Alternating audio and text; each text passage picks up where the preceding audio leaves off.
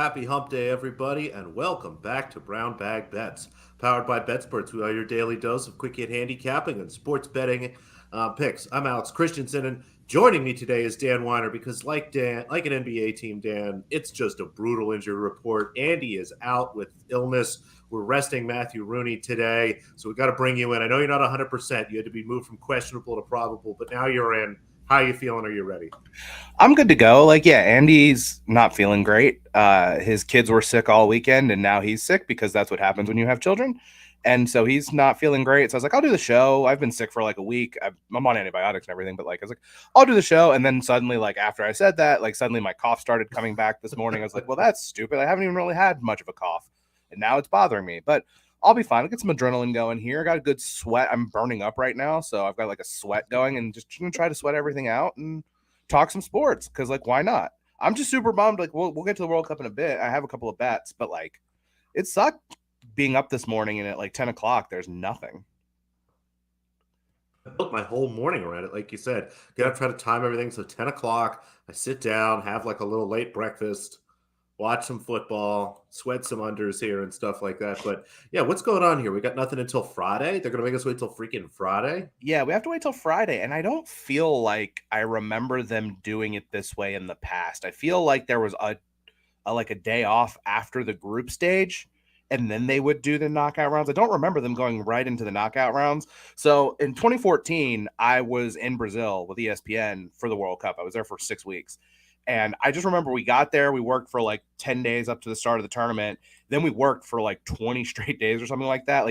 We worked for over a month, about a month straight without a day off. And that first day off, everyone went just nuts. The night before we went out, we were out till 2 in the morning. Then the next day we all just went because we're staying on Copacabana Beach. So we just finally had time to go sit on the beach. So I do kind of feel bad for everyone who's been just grinding through this tournament in Qatar. And then there's just well, we're in Doha. I mean, I'm sure there's parties and stuff to do, but you can't drink. You can't do much fun stuff there. So I mean, it's a great opportunity to be able to work on that, regardless of how you feel about all the socio-political stuff with Qatar. But yeah, man, it sucks. It's just the World Cup's coming down to the wire. I mean, all of the quarterfinal games, except for maybe the Morocco Portugal game, should be just fun, great teams playing against each other. So we'll see what happens.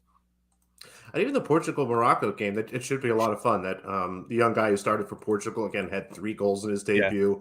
We saw Morocco now. I think. Did you think that was more Spain playing poorly or Morocco playing well? It felt a little bit more to me like Morocco playing well and maybe Spain being nervous. But what did you think of that?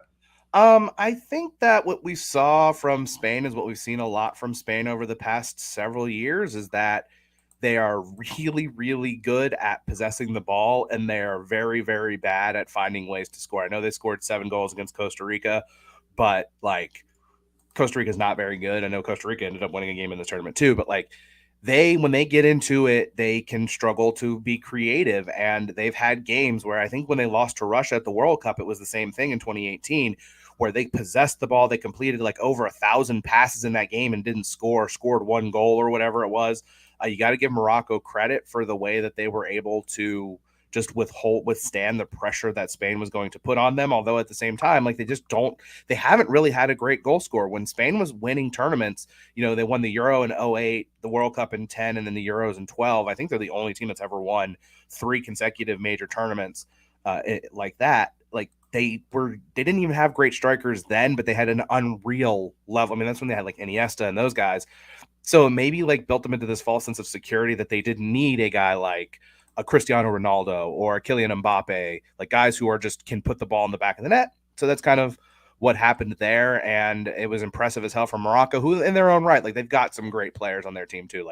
Ashraf Hakimi's very good. Hakim Ziyech, he's been very good at times. His Chelsea career hasn't been great. He actually left the national team, hated the last coach, didn't want to play for the national team anymore. They bring in a new coach, and suddenly they're in the quarterfinal. So they're an underdog story, and Portugal is going to be fascinating too because they benched Cristiano Ronaldo, and if you were listening to the crowd, that was an unpopular pick, but in the Portuguese population at large, there was a poll run. I think 70% of them were in favor of Ronaldo being benched. I don't know how you put him back on the field as a starter after. I mean, even not even recency bias. They just played better. They just played better without him on the field, and I don't know how you can put him back out there to go forward. I could see why the fans would be upset. You pay a lot of money to go out there. You're expecting to see Ronaldo, but it seemed like a soccer decision that was a pretty good deal. Now, I think we're supposed to start with NBA, but since we're talking soccer, you just want to get into it. What do you got for us in the Friday games? Yeah, let's do it. I've got a couple of picks for Friday. So this first one, Brazil is the best team in this tournament. Brazil has been awesome. They were awesome against South Korea. They're the only team in World Cup history to play all 26 players at a World Cup. They were winning by so much against South Korea. They pulled Allison and put in their third string goalkeeper so that they could get him a chance to play in this tournament. Literally everybody on the Brazilian team has played, so they are very good. This is more just sticking with a trend that's been very successful with Croatia, and I'm going to ride with it here at a plus 425. Croatia in their last 8 knockout stage games have gone to extra time 7 times. So 7 of their last 8 knockout stage games, this goes back to 2008, they they went to extra time. The only one that didn't was the World Cup final in 2018 when they got blitzed by France. That could happen here. I get it. But this is a team that is like, they know how to, they're one of the ultimate underdogs in soccer. It's a country of 3 million people. It's a nation that has just been so resilient in its history and what they've overcome over the years. Like, they're just a tough-minded group of people, and that's the way that they play.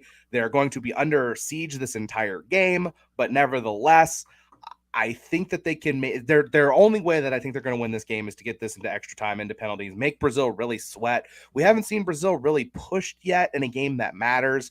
They were able to kind of get where they needed to go in the group stage, and then they took the third game off. This is different. Obviously, this is advance or go home, and we'll see what's going to happen there. In the second game, I just think that so I'm playing the draw at plus 425 for those of you listening to the podcast. Yeah. In the second game, Argentina and Netherlands, I'm going to take both teams to score at minus 102. I think Argentina is going to control the tempo of this game for the most part because I do think that they're a stronger team with a stronger midfield. But we saw against the U.S., the Netherlands can be very clinical when they need to be. They just need little pockets of space to make things happen. I think that Argentina is the better team. I think Argentina is going to be the team that advances here. Maybe that's wishful hoping, but I think what I'm hoping for, what I think we'll see is some kind of end-to-end stuff where we're going to see both teams score, and that would Noops set up a Brazil-Argentina semifinal, and that to me is maybe would be probably the most anticipated World Cup game of our lifetime. Yeah. So story time with producer Dan. Brazil and Argentina have played 4 times at the World Cup. They have not played, they have not played since 1990. So the first 3 times they played, it was the format was weird. And they actually did 2 group stages. It would be like you play a group stage, then they go to another group stage, and then the winners of each of the 2 groups would go to the final. So it was way different. There were a lot fewer teams. Then the tournament expanded. They went to all this kind of fun. So Brazil and Argentina played in 1990. And it was knockout stage, it was the round of 16. And early on in the game, there's a foul on an Argentine player, and the Argentina trainer comes onto the field, and he brings a cooler of water bottles with him. An Argentina player reaches in, grabs a Gatorade bottle, drinks from it, and someone's like, no, spit that out. So he spits it out, reaches back in and grabs like a clear plastic water bottle, drinks, it's fine. Moments later, a Brazilian player named Branco comes over, grabs the Gatorade bottle and drinks from it, and he says, within minutes, he started feeling sick. And look, the rest of the game, he was very lethargic and ill and played horribly and was convinced he got drugged by Argentina in this game. And everyone's like, yeah, whatever. A couple of years later, he was at the airport and ran into one of the Argentina players who was like, well, that was some trick we pulled on you a couple of years ago, wasn't it? And then like 14 years later, Diego Maradona is on some TV show in Argentina talking about this moment, how they definitely drugged this guy. And Noops, not only did they drug him, they roofied him. They put Rohypnol in this water bottle. Oh, no. And this guy Branco gets roofied early on in a Brazil-Argentina game in 1990. So if they're going to do that, if that's like the history that we're dealing with, these are 2 teams who are arch rivals. You think about all of the history of the sport. You think about the beautiful way that Brazil plays. And, you think about Diego Maradona. And then on top of that, like this is Lionel Messi, maybe probably his last World Cup. Like he'll be 39 in 4 years. Seems unlikely, but I think Luka Modric for Croatia is about that old. So it's a possibility, but this is probably it for Messi. Like it would be just such a hyped game that I really, really want to see it. Just hopefully nobody gets roofied this time. Yes, in general, hopefully no one gets roofied. It's a good rule for life to avoid having anybody roofied. But there is no soccer. There is, however, NBA basketball. Full slate. God. Let's go. 11 games, a ton to go on here. And I'm hoping for an underful night, apparently. Was a little I surprised as didn't I even looked notice through that that all just my now. looks were, in fact, unders, but hey, here we are. We'll start out with the Charlotte Hornets and the Brooklyn Nets. No Ben Simmons for the Nets tonight. No Gordon Hayward. No LaMelo Ball for the Hornets. That has been a great recipe for unders this season. You think of Ben Simmons as a great defensive player, and he is, but he drives a lot of pace for that Nets team, the way he pushes in transition, the way he attacks the offensive boards. There's a lot of little ways that he makes the offense better and drives for more points here. Happy to grab under 222, seeing 225 and a half. There might even be a 223 out there. So you get a little bit better number than me. Anything 222 or higher looks good. I had this close to 218. Pistons team total under. These have been pretty solid. As long as they have not had Cade Cunningham, this team has really struggled to score. They've been a little bit better. Jaden Ivey's been healthy. They did get Sadiq Bey back, and Marvin Bagley's been a positive impact, but had this total closer to 106 myself. The New Orleans Pelicans at home with a rest advantage. No Brandon Ingram tonight. That would be a little bit better. He's one of their better defensive players and does slow the game down overall. But I think we're going to see a slow game here. I think we're going to see just an ugly performance from the Pistons. The Pelicans are almost 11-point favorites here, and the full game total at 229 does look a touch high, but I like this angle better. Give me the Pistons team total under 109 and a half. Just keep playing these, honestly. They've been doing very well. And then Wizards Bulls under 227 and a half. This number has jumped around a little bit today. At the 227 and a half looks basically like where it is right now. It was 228 for a while, but really struggling to see this number. It looks to me like this number was based on the fact that Bradley Beal was going to be playing, but he's out. He's been listed out since last night. He's still out as of this morning. I don't see any inklings for him to be playing at all. And really, that's the only adjustment I can make to my model to get my number up this high. I had this in the low 220s. Thought about playing under 226 this morning, but waited. It ticked up a little bit and happened to take the under here now at 227 and a half. Again, the Wizards without Bradley Beal have really been a less dynamic offensive team. They also slow down quite a bit more as they try to get more opportunities for Kuzma, more opportunity for Pingus. The Bulls have great under team this year. They shoot about as many pointers as any team in the NBA, which means they shoot about the 3-pointers. That's great for unders. And again, happy to play kind of a slow pace. I think we're going to see again closer to 22, 220. So anything 226 or higher looks good to me. So let's have an underful night. Hornets Nets under 222. Pistons team total under 109.5, and then Wizards under 220.5. Do you have a lot of tabs open right now, perchance?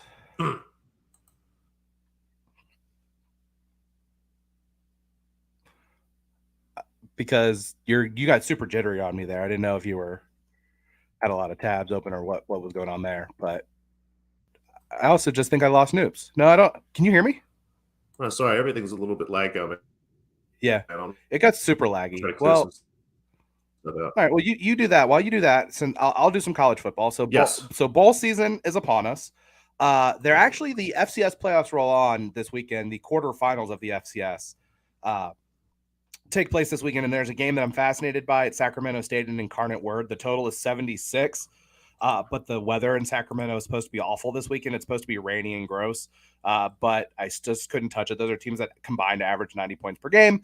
So there's not anything in the FCS that I like. I will tweet about it or put it up on BetSperts if I do find something there that I like. But there are a couple of bowl games I'm interested in, and I'll throw these up now. One thing I'll say is bowl season, like the only bowl games I think are super bettable right now are the playoff games, because we kind of have an idea of who is going to be playing in those games and who is not going to be playing in those games. Bowl games are a little bit dicier. So these are looks that I'm looking at. The middle one there, that Wisconsin Oklahoma State total, I might actually advise betting on that. But we'll start with the FSU Oklahoma. That is this is December 29th. That is the Cheez-It Bowl, not to be confused with the Cheez-It Citrus Bowl, which is LSU and Purdue. This just feels like a game where FSU wins by a couple of scores, and it's going to give them a ton of hype going into next season. Jordan Travis, their starting quarterback, announced he would be coming back next year. He is probably going to eat against a Florida State defense that has been against an Oklahoma defense rather that's been very bad. FSU quietly went 9-3 this year, and the 3 losses came against good opponents when they were dealing with some injury issues. Welcome back, Noops. How is your internet?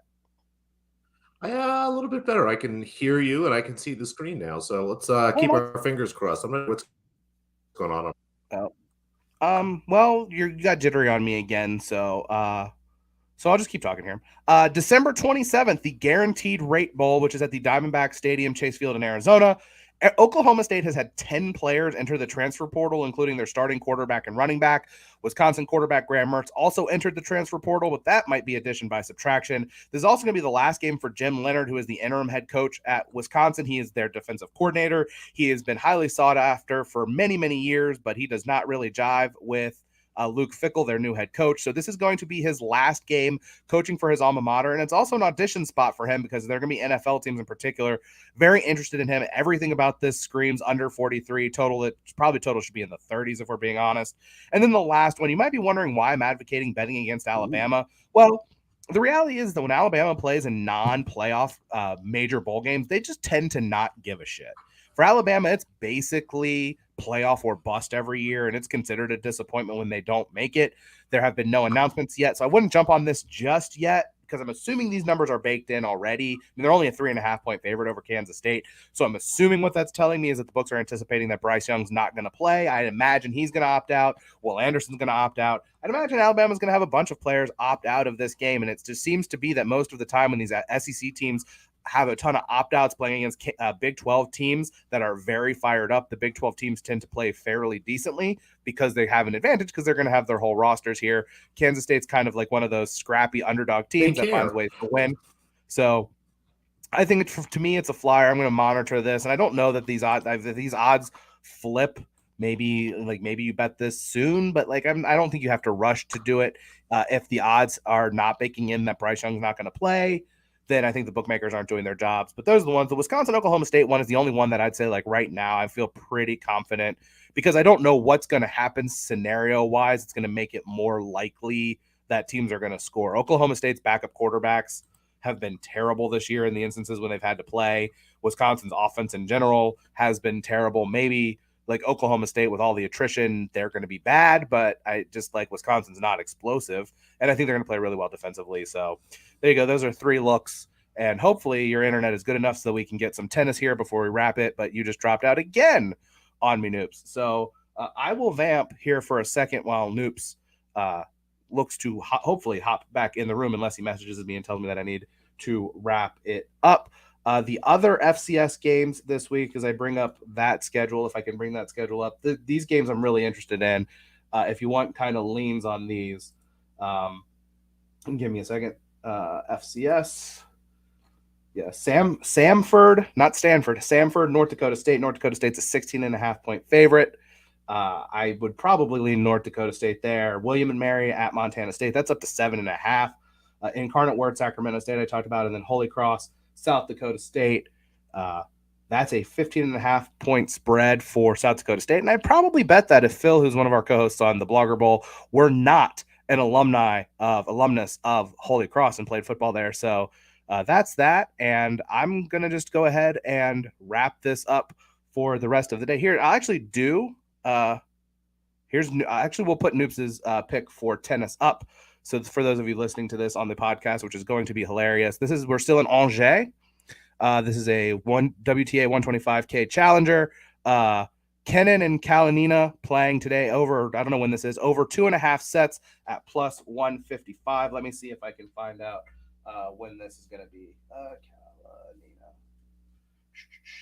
This is tomorrow, the round of 16 TBD, so they have not set the time for this match, but Noops is going to take Kenin and Kalinina to go over 2.5 sets at a big, juicy plus number at plus 155. So that's going to be it for us. Hopefully Noops' internet is fine, but he is gone, so I'm going to wrap it. Hopefully Andy's back tomorrow. If not, it'll be Matt and Noops with hopefully some better internet.